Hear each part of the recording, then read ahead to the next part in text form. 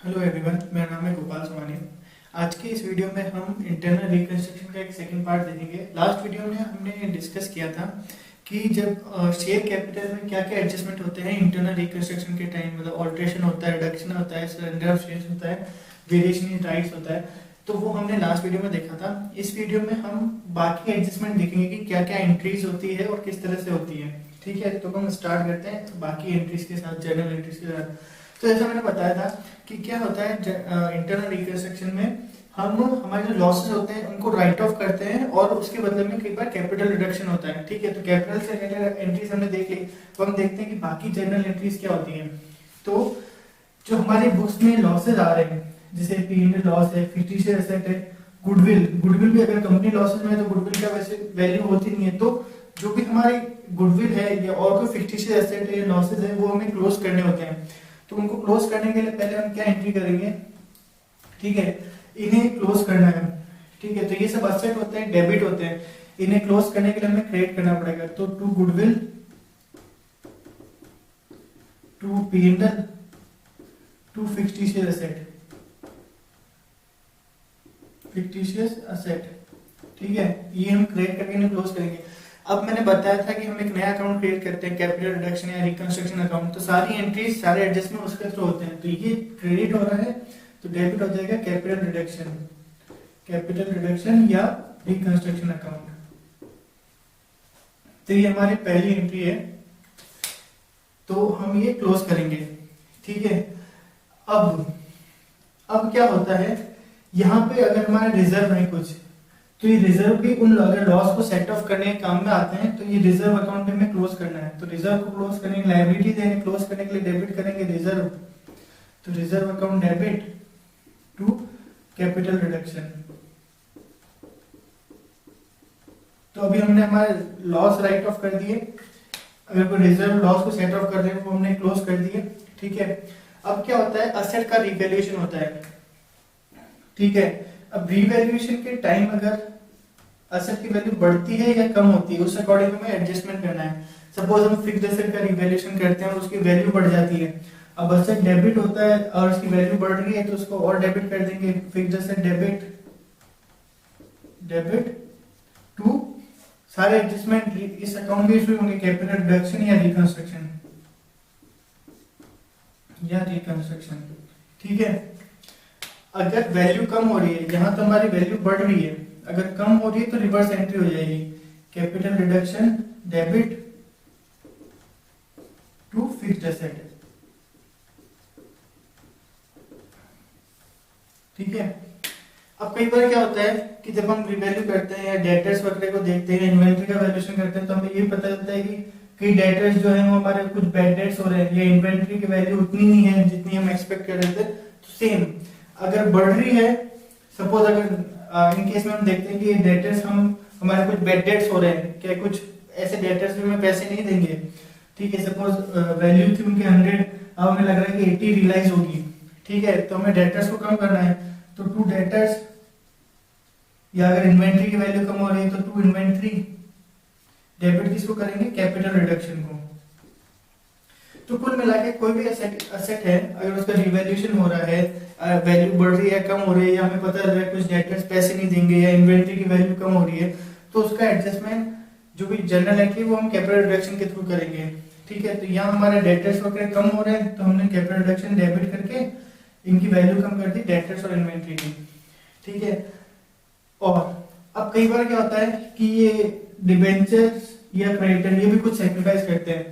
मतलब अगर ये बोलते हैं कि ठीक है, डिबेंचर्स होल्डर को उनको 100 रुपीज लेने थे, बट ये कहते हैं कि ठीक है हम भी कुछ सेक्रीफाइस करते हैं, आप हमें 70 रुपीज दे देना।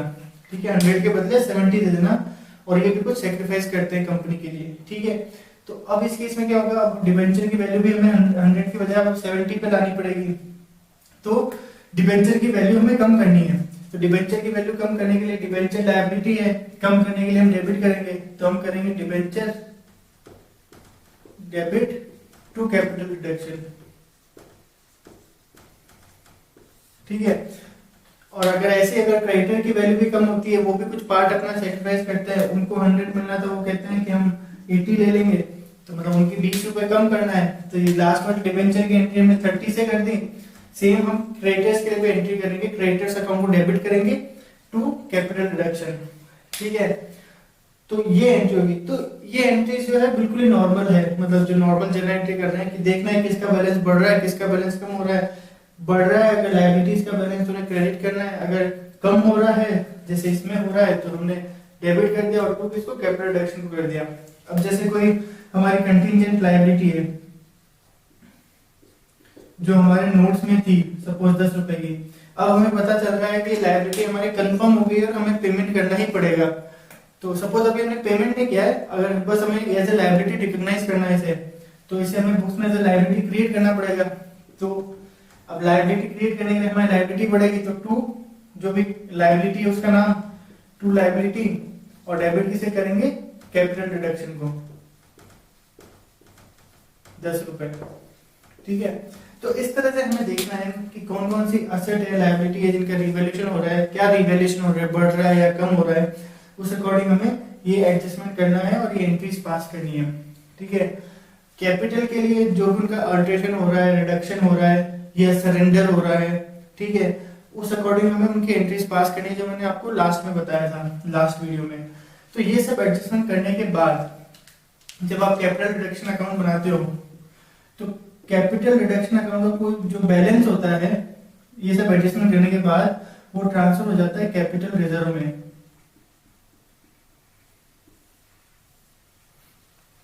वो एंड में बैलेंस जो होगा उसका कैपिटल रिजर्व में ट्रांसफर हो जाएगा।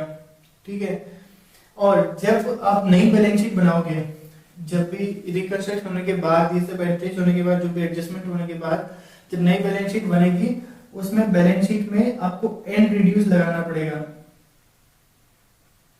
तो जनरली कोर्ट अगर ऑर्डर देता है उसके बाद ही लगाते हैं, तो अगर क्वेश्चन में नहीं दे रखा है तो मतलब ऐसा कुछ नहीं है, मतलब आप इसमें लगा सकते हैं। जनरली क्या होता है कि कोर्ट अगर ऑर्डर देता है तो उसको बैलेंस शीट में balance sheet of XYZ limited and reduced ऐसे उन्हें लगाना पड़ता है।